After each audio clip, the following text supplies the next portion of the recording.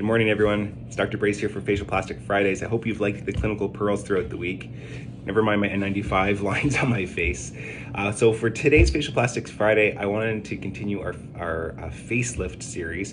Last time I talked about an overview of facelifts and some of the nomenclature, but today specifically I wanted to talk about expectations from a facelift and sort of the recovery. And so the incisions for a facelift usually go from about the level of the eyebrow at the hairline, around the hairline, down in behind the tragus if you're a woman, in front of the tragus if you're a man, around the earlobe, then in behind the ear in the crease, and back along the hairline. Now the size of that incision is dependent upon how much skin you have to remove. If someone has some jowling and some descent of their malar fat pad and a deep nasolabial fold, but not a lot of loose skin, you can have a very short scar. You can lift things up and get them repositioned without having to make a big long scar. If you have a lot of hanging skin, a lot of loose jowling, then the scar has to be longer to be able to get rid of that extra skin. If you make a short scar and try to get rid of all that extra skin, what will happen is you'll end up with little dog ears on either end, little triangles of skin that are very obvious and stand up. So the solution to that is to elongate the scar, and if you elongate the incision, if you elongate the incision, you elongate the scar, but you get rid of the dog ears. And so it's not so much about how long the scar is. It doesn't really matter how long the scar is. The scar has to be long enough to accomplish what we're trying to accomplish.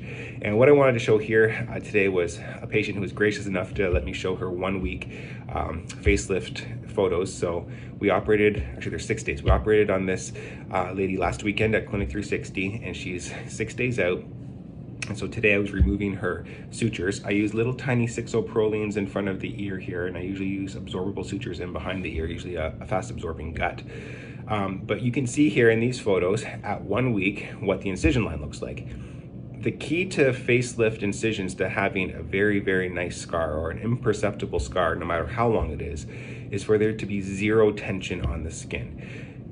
For a facelift scar to basically fade away to nothing, you do not want to have the skin stretched and pulled. You also don't want to have the skin stretched and pulled because it'll make someone look funny, like they're in a wind tunnel.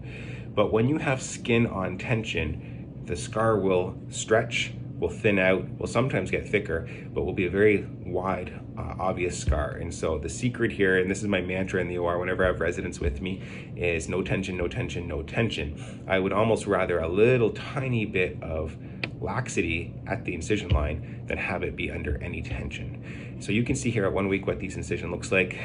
They're very, very fine lines. There's no tension, even with the swelling, and these are going to heal beautifully into very thin pencil line white scars at the hairline that are hard to see. The other thing to notice at the 1 week mark is the bruising. I'd say that this patient here has moderate bruising. Not everyone has bruising this bad, but not everyone has bruising this good. So it can be slightly worse, it can be slightly better.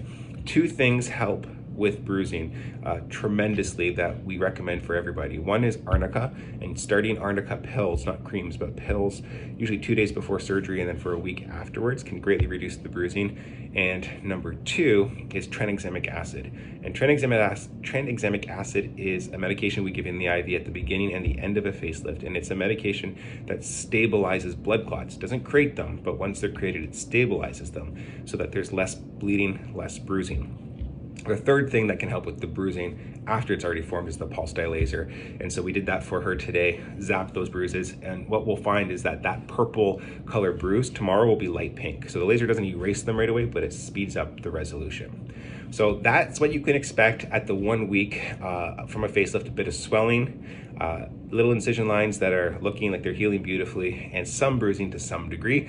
Not everyone bruises. I've had some people that barely have a bruise at all, and I've had some people that are quite bruised, but with the addition of tranexamic acid and the addition of arnica pills, pre-op and post-op, that can be greatly reduced. So send us your facelift questions. Stay tuned. I'm going to continue to do clinical pearls next week, and we will have another facelift edition for Facial Plastic Fridays next Friday. See you later, everyone. Have a great weekend.